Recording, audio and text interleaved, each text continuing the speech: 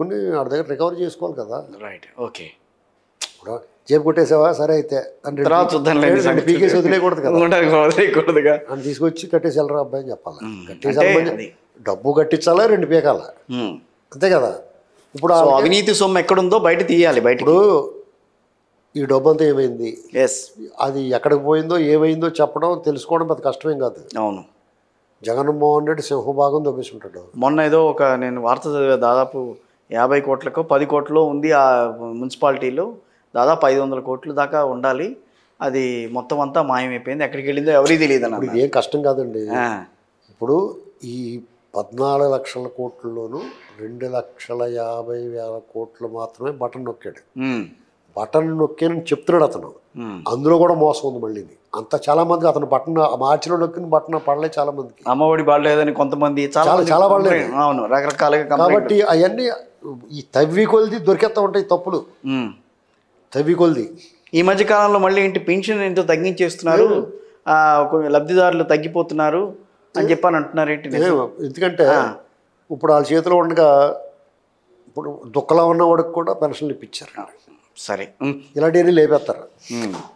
ఇది అది వేరే కదా, అదిలేండి చెప్తున్నాను. ప్రభుత్వం వీళ్ళ విషయంలో జగన్మోహన్ రెడ్డి, పెద్దిరెడ్డి, బొత్స సత్యనారాయణ గారితో సహా వాళ్ళు తక్కువే తినిచ్చి ఉంటారు. వీళ్ళేమి బొత్స సత్యనారాయణ గారు, ధర్మాన ప్రసాద్ గారికి వాళ్ళకి అవకాశం వీళ్ళే దుబ్బేశారు మొత్తం అంతా. విజయసాయిరెడ్డి ఆ భూములు కొలగొట్టేసి నేను అందరినీ వరుసగా తీసుకొచ్చి కూర్చోబెట్టాలి. కూర్చోబెట్టి వీళ్ళకి గరుడ పురాణం అని ఉంది, అందులో కొన్ని శిక్షలు ఉంటాయి. అంటే చట్టాన్ని అవుట్ ఆఫ్ ది వేలో వెళ్ళాలి వీళ్ళు. అంటే గడ్డం కింద బెల్లం ముక్క పెట్టి బతిమాలితే వీళ్ళు తిరిగి విమర్శ చేస్తారు వీళ్ళు. అలా కాకుండా వాళ్ళకి గరుడ పురాణంలో శిక్షలు, క్రిమి భోజనం, కుంభీ పాకం, శూలదండన, ఇలాంటివి ఉన్నాయి కదా. చదివారా మొత్తం? అది గరుడ పురాణం మనం ఏది చదవకుండా ఉన్నాం కదా, మొత్తం అన్నీ చెప్తుంటే ఇలాంటివి ఉన్నాయి కదా. సినిమాలో కూడా ఉంది కదా. అవునుంది, మీకు అపరిచితుడు సినిమాలు పెట్టాడు కదా. అవును, అవన్నీ క్రిమి భోజనం చేయకుండా జలగలనే పావులు పెట్టి పావుల మీద ఆడేయాలి ఏంటండి. ఇది చేస్తే వాళ్ళు మొత్తం కట్టేసి వెళ్ళిపోతారు. అప్పుడు మీకు ఏమవుద్ది, కేంద్రం నుంచి మన పన్నుల వాటాగా మనకు రావాల్సిన డబ్బు కేంద్రం నుంచి వస్తుంది కదా, అది కూడా వద్దండి మోడీ గారు ఉండొచ్చుకోండి, మేము అడిగినప్పుడు ఇద్దరు కానీ అని చెప్పచ్చు ఒకటి. లేదా కొన్ని తెలంగాణకి ఇవ్వండి, మా వాళ్ళే కదా, మా సోదరులే కదా, అందాక వాళ్ళకి ఇవ్వండి అని చెప్పచ్చు మనం. వీళ్ళు దొబ్బేసిన డబ్బులు రికవరీ చేస్తే. అర్థమైందండి. కాబట్టి ఆ పని చేయాలి, అంతేగాని వాళ్ళు అలా వదిలేసి మళ్ళీ ఏదైనా కొత్తగా సంపాదిద్దామంటే ఎన్నాళ్ళు సంపాదిస్తారు. ప్రజల దగ్గర సందా రూపాయి కూడా తీసుకోకూడదు సందా. వీళ్ళేమో దొబ్బేసేసి వీళ్ళేమో ఇంట్లో పెట్టేసుకుంటే మళ్ళీ ప్రజల దగ్గర సందా తీసుకోకూడదు. ప్రజలు ఎవరన్నా సందా ఇవ్వబోతున్నా కానీ మీ ఇంటి పక్కన ఎవరన్నా అడుగు తింటుంటే అడుగు పెట్టు, లేదా ఇలాంటి చారిటీకి దేనికన్నా వికలాంగులు, ఇలాంటి దివ్యాంగులు, ఇలాంటి వాళ్ళు చేయి. మేము ఈ రాష్ట్రాన్ని మాత్రం ఈ దొంగల దగ్గర నుంచి రికవరీ డబ్బుతోటే మేము అభివృద్ధి చేస్తాము అని చెప్పేసి అందరూ దొడ్లో మళ్ళేసేయాలి. ఎవరిని విడిచిపెట్టకూడదు, పారిపోకుండా చూడాలి. ఫస్ట్ వీళ్ళకి ఒక 6 జతల బట్టలు, వారానికి 6 రోజులు 7 రోజులు కదా, 7 జతల బట్టలు, ఒక రైస్ మూట, ఒక కరింబీడి కట్ట, ఒక అగ్గిపెట్టి, అవి వండిచ్చి మిగతా అన్ని లాగేసుకోవాలి. ఓకే, అర్థమైందా మీకు? ఏమి ఉండొచ్చుకోవడం. జగన్మోహన్ రెడ్డి కూడా ఈ ప్యాలెస్లు నీకు ఎందుకురా అని చెప్పి అడగల. నువ్వు ఉంటున్నావా, నీకు ఎన్ని గదులు కావాలి, 3 బెడ్రూమ్ లేకపోతే 5 బెడ్రూములు మై హోమ్ పూజలో గట్ట బుక్ చేసి మిగతా అన్ని లాగేసుకోవాలి. అలా చేస్తేనే ఈ రాష్ట్రం రేపు తప్పాలనుకున్న వాడికి భయం వస్తుంది. లేదనుకోండి ఎవరికాడు దొబ్బేసి నిత్యానంద స్వామిలో ఒక దీపం కొనేసి పోతూ ఉంటారు. తర్వాత శ్రీనివాసరావు గారు, మొన్న తెలంగాణ, ఆంధ్రప్రదేశ్ రాష్ట్రాల ముఖ్యమంత్రులు కలిసి ఒక అంగీకారానికి వచ్చే ప్రయత్నం జరిగింది. మొన్న కమిటీలు వేసుకోవాలి, రాబోయే విభజన సమస్యలకి సంబంధించి ఇంకా ఇక్కడికి ఫుల్ స్టాప్ పెట్టాలి. 10 ఏళ్ళు అయిపోయింది. సో ఉమ్మడి రాజధాని అన్నది పక్కన పెడదాం, ఆ విషయం గురించి కాకుండా మిగతా అన్ని అంశాలను కూడా మనం ఒక ఏకతాటి మీద రావాలని చెప్పి ఒక ప్రయత్నం చేశారు. సో దాన్ని మనం ఏ రకంగా అర్థం చేసుకోవాలి, రాబోయే రోజుల్లో ఏం జరుగుతుందని అనుకోవాలి? ఆంధ్రప్రదేశ్, ఉమ్మడి ఆంధ్రప్రదేశ్ లేకపోతే తెలంగాణ ఆంధ్రప్రదేశ్గా విడిపోయిన తర్వాత భౌగోళికంగా విడిపోయిన మనుషులుగా, ప్రజలుగా మనందరం ఒకటే, తెలుగు ప్రజలుగా అందరూ ఒకటే. మనం ఎప్పుడు కూడా మన భావజాలం ఒకేలాగా ఉంటుంది. చూడండి, ఇక్కడ గవర్నమెంట్ మార్చారు, అక్కడ మార్చేసారు. మార్చేసారుగా. ఇక్కడ గవర్నమెంట్ మారినప్పుడల్లా వాళ్ళ అక్కడ చాలా మంది అన్నారు వాళ్ళు దుష్టజన సాంగత్యం. Yes. కేసీఆర్ గారు జగన్ ఇద్దరు కలిసి ఉన్నారంటే దొంగోళ్ళు ఇద్దరు కలిసినట్టే. కేసీఆర్ గారు నేను దొంగోడు అన్నా, కానీ వాళ్ళిద్దరూ జగన్ ఇప్పుడు దొంగోడితో స్నేహం చేస్తే దొంగోడి కింద లెక్క చూస్తారు. అవును.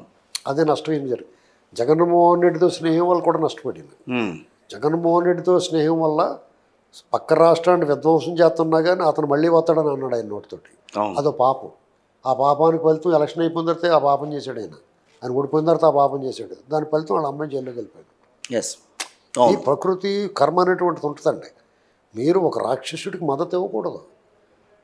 పక్క తోటి ప్రజలు కదా. అంతే కదా. ఇప్పుడు నీకేం లోటు వచ్చింది ఇక్కడ? నువ్వు తెలంగాణ తీసుకొచ్చావని నీ ప్రేమ అభిమానంతో నాలుగు కూడా అభిమానిస్తారు ఆయన్ని. ఆయన 2 సార్లు అధికారం ఇచ్చారు.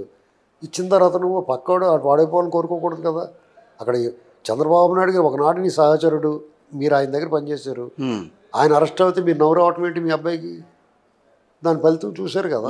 ఆయన అరెస్ట్ చేస్తాము, ఆయన నిరసన వ్యక్తం చేస్తానంటే అక్కడ అదేదో చేసుకుని మీ ఊళ్ళో చేసుకోండి అంటే అన్న కూడా అన్నాడుగా కేటీఆర్. ఇలాంటి అంటే అహంకారం అధికారం కళ్ళు ఇప్పుడు ఏమవుద్దంటే అండి, సంపద కానీ అధికారం కానీ పెత్తనం ఇలాంటివన్నీ కూడా సిరితా వచ్చును సలలితముగా నారికేళ సలిలము భంగిని సిరితా పోయిన కరిమింగిన వెలగపండు చందము. అంటే మీకు ఎలా వస్తుందో ఎలా పోతుందో కూడా తెలియదు.